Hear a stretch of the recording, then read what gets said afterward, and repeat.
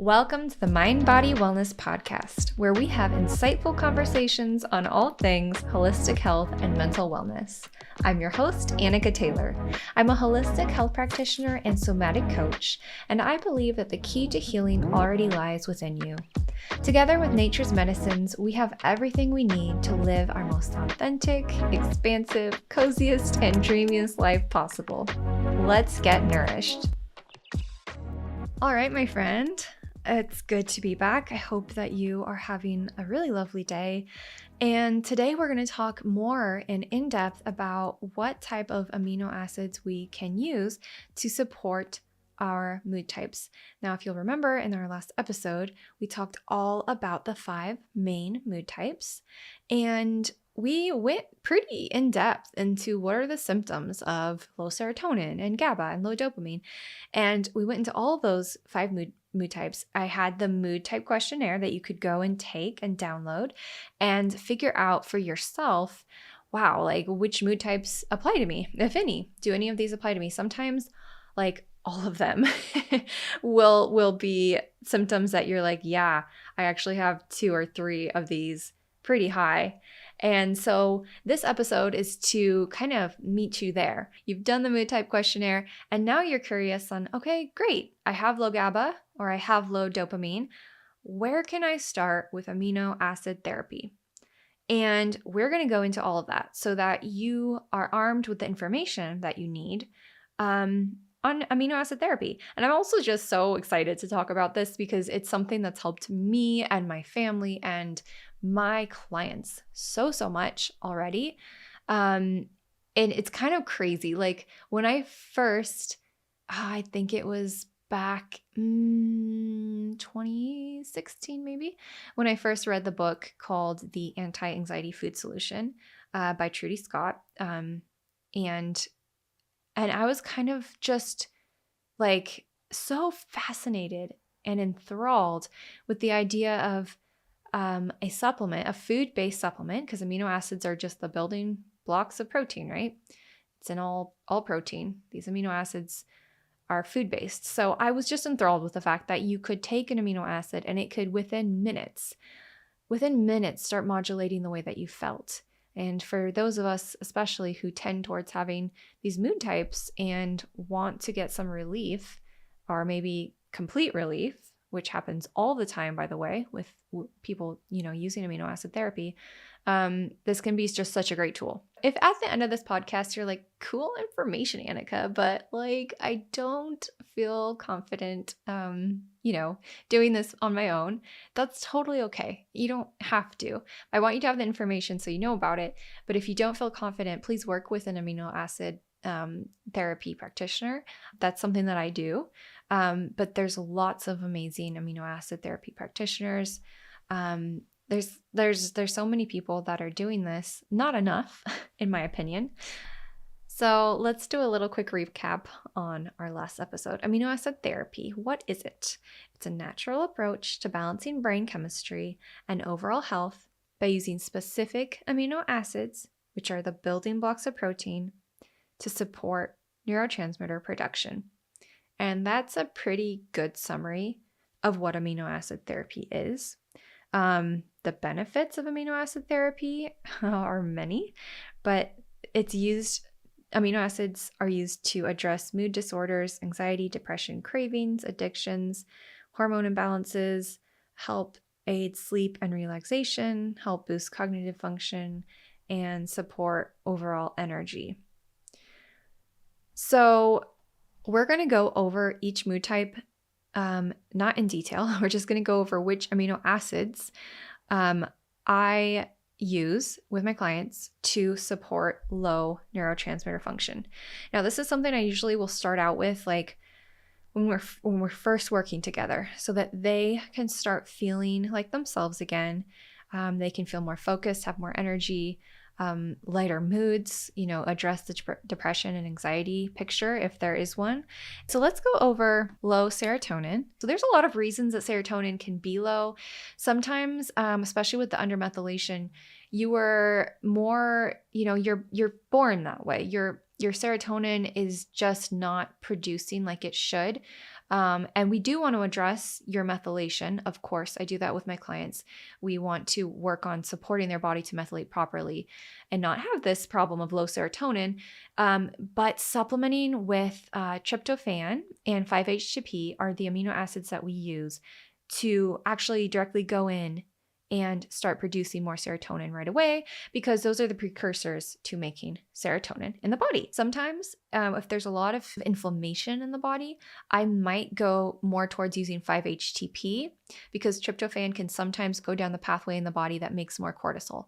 Not always, not for everybody. Some people do absolutely great on it. But 5-HTP is one step closer to making serotonin in the body's pathway. So that can be a really good one as well. And these are both supplements that you can find on my full script. And you can also, generally speaking, they're going to be at your local health food store. Usually when we're dosing this, you're going to want to start around 50 milligrams for the 5-HTP. And we're usually looking at doing a dose or two of 5-HTP, usually twice daily. So you got to remember, amino acids, they're not working the way that medications are. Medications have a very long half-life, and amino acids, as a food-based supplement, they have a short half-life. So maybe 3 hours, sometimes less. And so we're usually looking at first, when we're building up your neurotransmitter production, we're usually looking at bringing these in to your day, like the morning, mid-morning, and maybe mid-afternoon. For the ones for sleep, like 5-HTP and GABA, we might even be doing those before bed as well. So that's something to note. They work remarkable. They work very fast, but they're not going to be the way medications are, just going to have a couple days worth of, in your body, which I think is a good thing. So if you are taking SSRIs or any mood medication, really for that matter, that is targeting serotonin reuptake, I like to definitely be cautious. You don't want to add amino acids that are also going to be making your serotonin get too high. There's always the potential for serotonin syndrome, which is way too much serotonin in the body, and that's not good. That's not what we want. It's very rare with amino acid therapy, but you still want to be careful, right? So with mood medications, I suggest taking them away, like 6 hours away from mood medications, and always working with a practitioner who understands amino acid therapy and medication interactions and can help support you in that way. But that's just something to be aware of with the 5-HTP and tryptophan.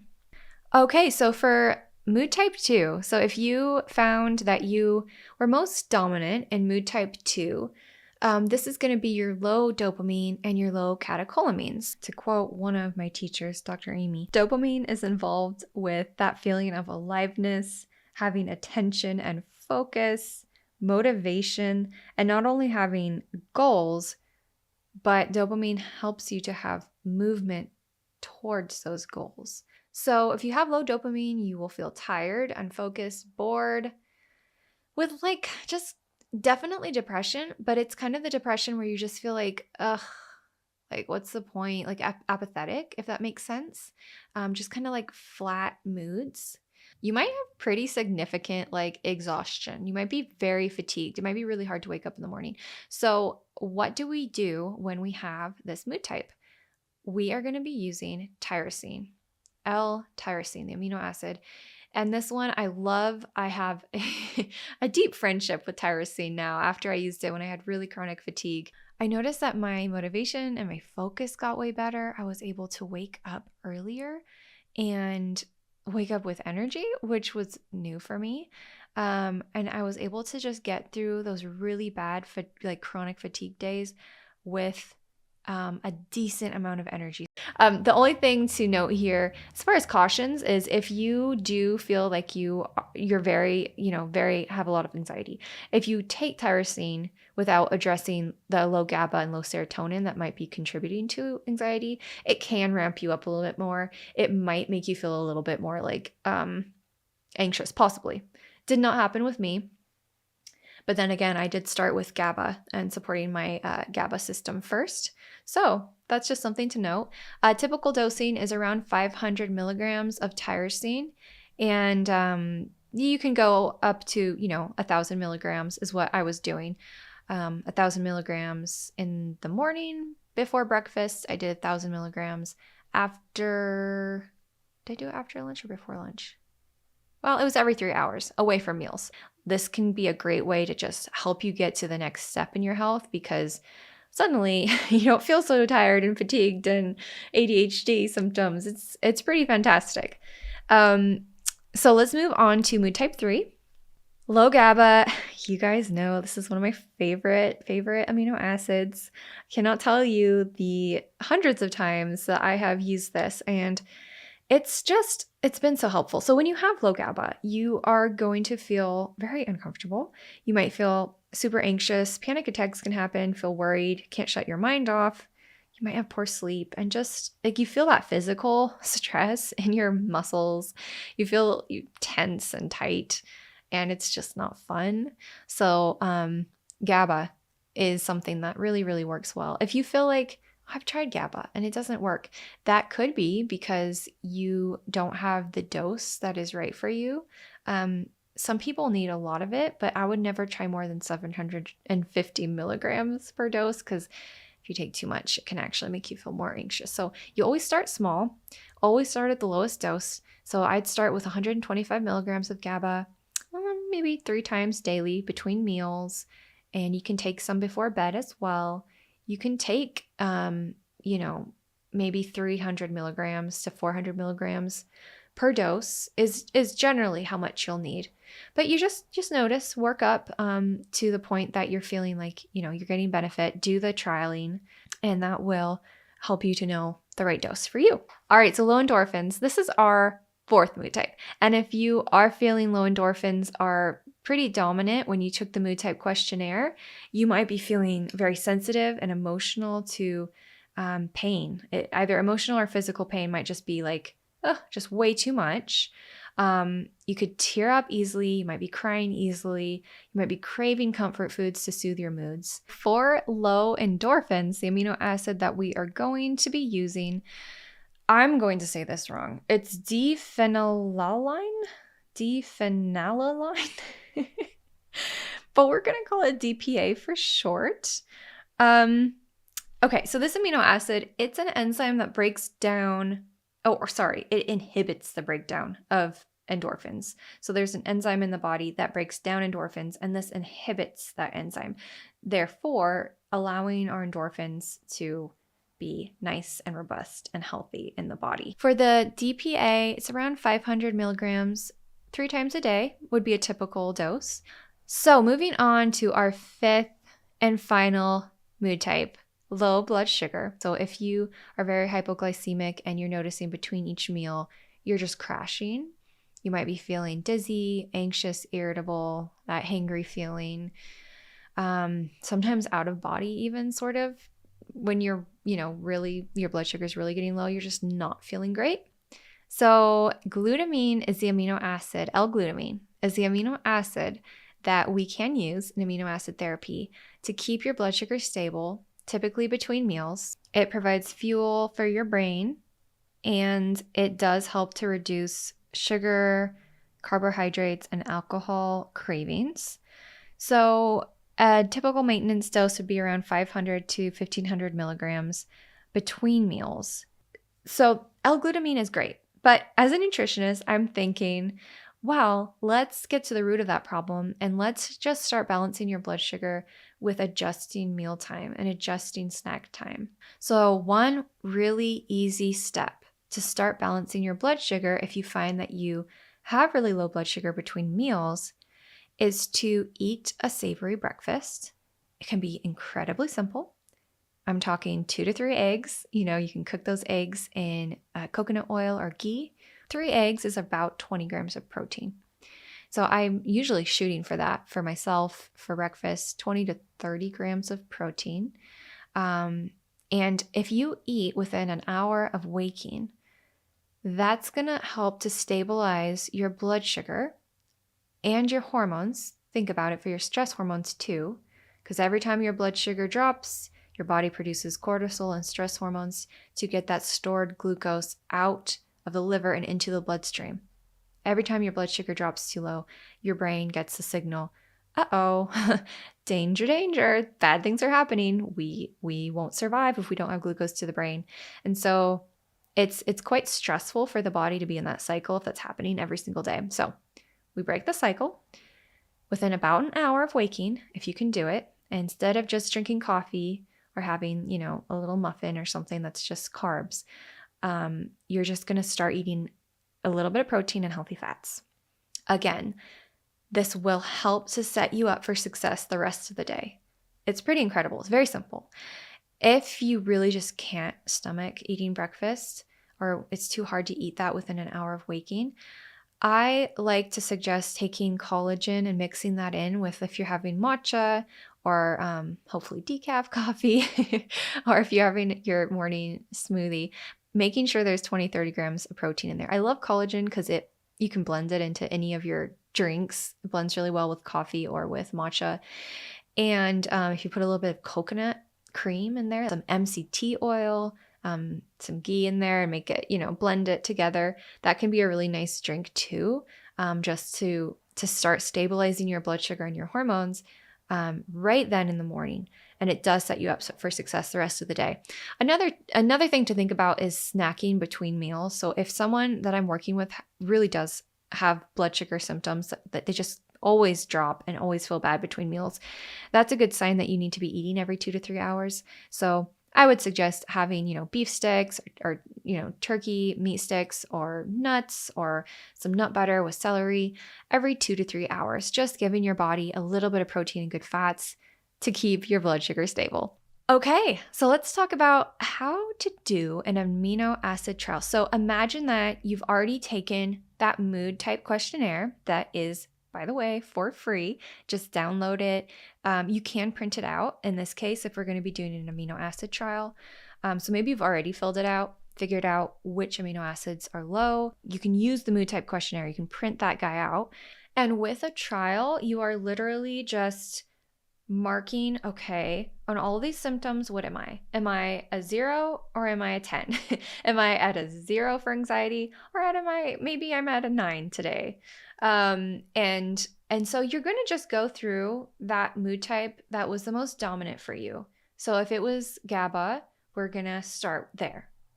And we're going to just note for, the past month, where am I usually? Am I at a 5 for feeling, like I have really tense muscles, or I'm at a 10. So figure that out and mark down on a scale of 0 to 10 where you're at today, or within the past few weeks anyway, typically. And then you're going to take, so our example is GABA. Then you're going to take your GABA, and then you're going to wait around for maybe 5-10 minutes, because it's pretty fast acting for GABA because it's a lozenge.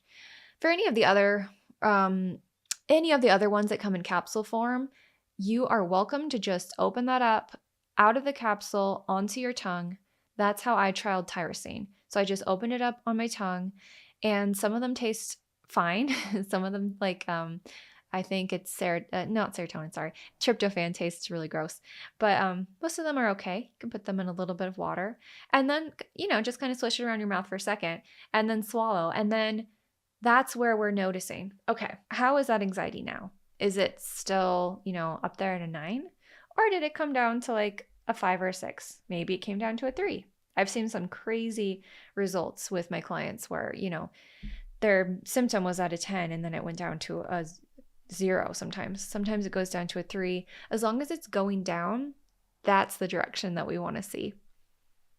And so, if you noticed, I took my amino acid and there's not really any visible results, I don't really feel any different, that can sometimes usually it means that you need another one. So if I was doing 5-HTP for someone and they're like, I didn't really notice an improvement, I noticed a little bit of improvement, but I didn't notice anything negative or worse, then I'd say, okay, then in a couple minutes, let's try another one. And, open that up on your tongue again, because that's the best way for it to get straight into your bloodstream and just bypass the gut. And then let's notice. And then once you're able to see, there's a definite change. I'm going from, really anxious to maybe 50% less, or I'm feeling really ADHD unfocused and suddenly I feel like I can focus a little bit better. Or, if it's I have really low moods and I'm feeling depressed to, starting to feel like I'm kind of more okay. So these are all signs that I want you to be looking for when we're talking about trialing the amino acids. And that's an important first step. Don't skip this step because this is where you get to figure out your dose. You get to figure out if the amino acid is, working well for you or not. And if it's not working well, if you felt like, I got a little headache, or I kind of felt like worse, or I felt a little bit more anxious, which are all things that are possible, right? You can't really rule anything out. Everyone's so different. But those are not common side effects, but those are side effects that can happen, right? So if that happens, just keep vitamin C on hand, because with every single amino acid, if you take 1,000 milligrams of vitamin C, it's going to stop the good benefits, but it will also stop any of those side effects. If you're interested in working with an amino acid practitioner, I would highly recommend the website juliarosscures.com. That is Julia Ross's own website, and she has trained practitioners that you can do consults with, as well as you can work with me if you go to nourishedbynature.co, and you can book your first initial consultation with me right there on the website. And if you want to learn more about the precautions around amino acids, when to take them, when not to take them, I wrote up a full blog that is a summary of today's podcast episode, but it has all the notes in there. So if you want to review that, just go to my website again at nourishedbynature.co. Okay, so we've gotten through what amino acids are, how we can use specific ones to support our moods, and finally, how to do an amino acid trial at home.